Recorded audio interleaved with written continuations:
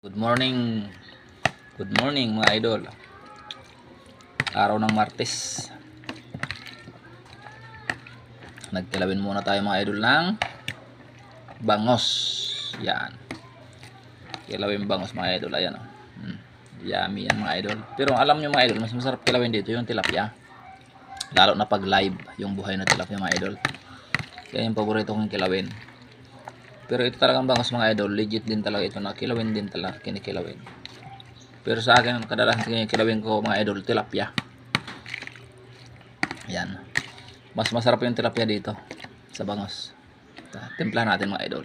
Timplahan. Yummy talaga.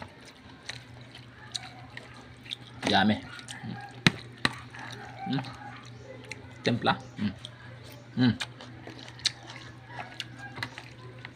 Ayos na.